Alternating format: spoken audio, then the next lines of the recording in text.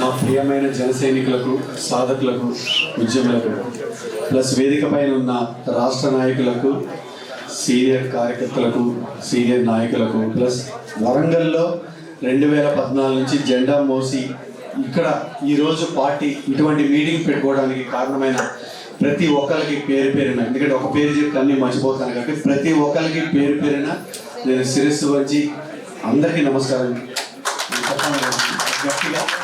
ఎందుకంటే నాకు తెలుసు మనం 2019లో ఇక్కడ ఒకసారి పోటీ చేసాం. ఆ రోజు వచ్చినప్పుడు ఇక్కడ ఉన్న అప్పుడున్న సిచ్యువేషను, ఈ రోజు ఉన్న సిచ్యువేషను చాలా, అంటే అప్పటికిప్పటికి ఎంత తేడా వచ్చిందంటే ఆ రోజు మనకు వచ్చిన రిజల్ట్ కూడా పక్కన పెట్టి పార్టీ కోసం అదే నమ్మకంతో ఈ రోజు వరకు ఉన్నారు. వాళ్ళందరూ నిజంగా వాళ్ళు లేకపోతే ఈరోజు ఈ మీటింగ్ లేదు. మరొకసారి వాళ్ళందరికీ నేను మనస్ఫూర్తిగా ధన్యవాదాలు తెలియజేసుకుంటున్నాను. ఇంకా మా నాయకులందరూ చెప్పారు, శంకర్ గారు కానీ, సాగర్ గారు కానీ, తనీష్ గారు, మాట్లాడిన వాళ్ళందరూ, ప్రేమ్ గాంధీ గారు, ప్రతి ఒక్కరు చెప్పారు. అవి చాలా అమూల్యమైన విషయాలు. అవి మనస్ఫూర్తిగా అందరూ మీ గుండెల్లో తీసుకొని పార్టీ కోసం పనిచేయాలని మనస్ఫూర్తిగా కోరుకుంటున్నాను. ఎందుకంటే ఒక్క చెయ్యి కాదు, 10 చేతులు కలిస్తేనే బలం. మనం ఇందాక సాగర్ గారు చెప్పినప్పుడు మనం ఇప్పుడే బుల్బులి అడుగులు వేసుకుంటూ ముందుకు వెళ్తున్నాం. అంటే మనం చాలా తొలి దశలో ఉన్నాం.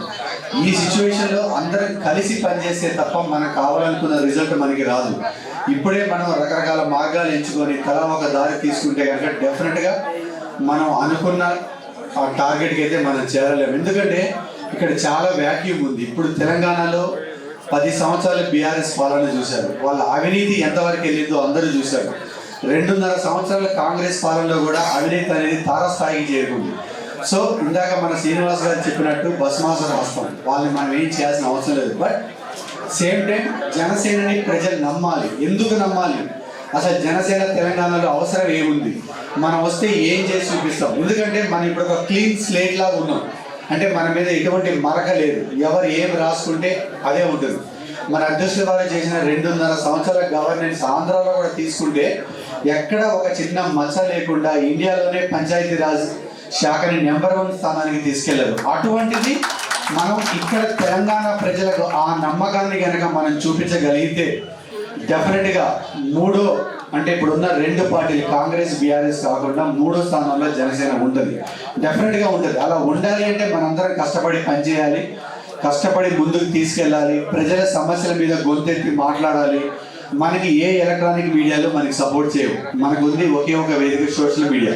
సో సోషల్ మీడియా వేదికని చాలా బలంగా వాడుకోవాలి. మనం బలంగా వాడి ప్రజల సమస్యలని గవర్నమెంట్ వినేంత వరకు మనం ముందుకు తీసుకెళ్ళి మీ లోకల్లో కానీ, మీ వార్డులో, మీ బూత్లో, మీ గ్రామాల్లో, మీ విలేజ్లో, మీ మండలాల్లో ప్రతి దగ్గర కూడా జనసేన కార్యకర్తలు ఉన్నారు.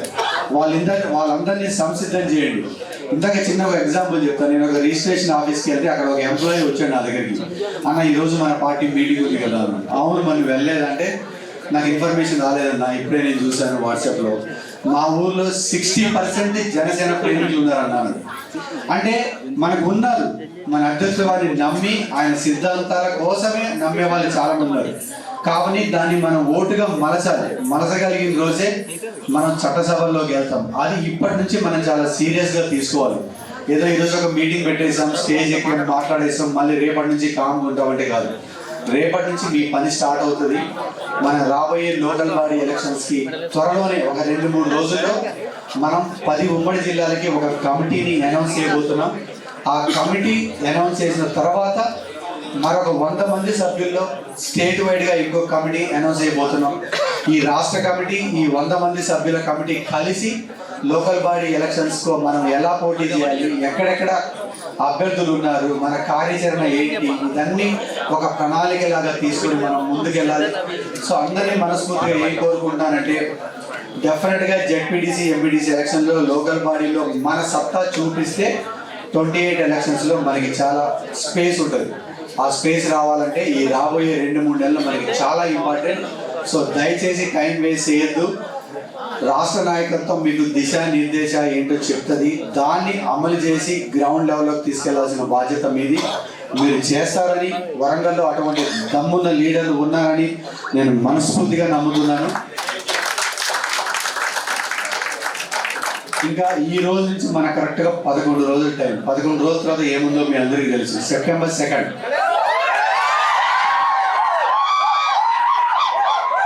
సెప్టెంబర్ 2 మనం ఒక వినూత అంటే ఒక న్యూ ప్రోగ్రామ్ ఒకటి చేయబోతున్నాం. దాని అనౌన్స్మెంట్ నేను త్వరలో చేస్తాను. మీ అందరికీ తెలుసు అధ్యక్షుల వారికి యువత అంటే ఎంత ఇష్టము. సో యువత కోసం ఒక ప్రోగ్రామ్ డిజైన్ చేసి దాన్ని మనం సెప్టెంబర్ 2న లాంచ్ చేస్తున్నాం. డెఫినెట్గా తెలంగాణనే కాదు, తెలంగాణ, ఆంధ్ర, కర్ణాటక, కేరళ, తమిళనాడు, మహారాష్ట్ర ఎక్కడెక్కడైతే పవన్ కళ్యాణ్ గారిని ప్రేమించే యువత ఉందో సెప్టెంబర్ 2 ఆ ప్రోగ్రామ్ మనం అనౌన్స్ చేసిన తర్వాత నాకు 200% కాన్ఫిడెంట్ ఉంది ఆ యువత మొత్తం ఆ కార్యక్రమానికి అట్రాక్ట్ అవుతారు. అది మనం సెప్టెంబర్ 2న ప్రతి డిస్టిక్ హెడ్ క్వార్టర్లో కూడా మనం అనౌన్స్ చేసుకోవాలి. అది ఎలా ఉంటుంది ఏంటి అనేది తర్వాత మీకు రాష్ట్ర కార్యవర్గం నుంచి మీకు ఇన్స్ట్రక్షన్స్ వస్తాయి. బట్ సెప్టెంబర్ 2 ప్రతి డిస్టిక్ హెడ్ క్వార్టర్లో అందరు ముఖ్య నాయకులు అవైలబుల్గా ఉండండి వాళ్ళ ఆఫీసుల్లో. ఆ రోజు మనం ఒక స్టేట్మెంట్ ఇవ్వబోతున్నాం, మన అధ్యక్షుల గారు స్టేట్మెంట్ ఇవ్వబోతున్నారు. డెఫినెట్గా దాని తర్వాత యువత జంజీ అనేది పవన్ కళ్యాణ్ గారిని తప్ప వేరే వాళ్ళ జోలికి వెళ్ళదు, వేరే వాళ్ళని నమ్మదు.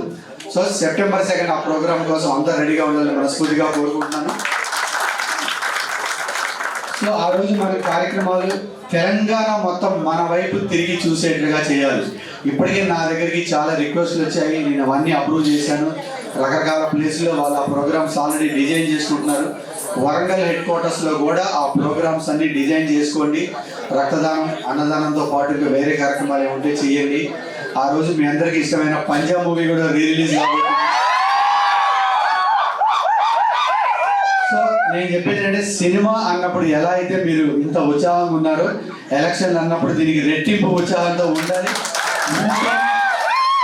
ఉంటేనే మనం చెప్పేది ఎవరైనా వింటారు, ఎవరైనా మనకి భయపడతారు. అది చెయ్యాలి అంటే ఈ సినిమా అభిమానాన్ని పొలిటికల్ అభిమానంగా మార్చండి. ప్రతి ఒక్క ప్రేక్షకుడు పంజాబ్ థియేటర్కి వచ్చే ప్రతి ఒక్క ప్రేక్షకుడు కూడా బూత్కి వచ్చి ఓటు వేయాలి. అది చేయాల్సిన బాధ్యత మీరే. సో మరొకసారి మనస్ఫూర్తిగా అందరికీ ధన్యవాదాలు తెలుపుకుంటూ జై తెలంగాణ, జై జనసేన, జై హింద్.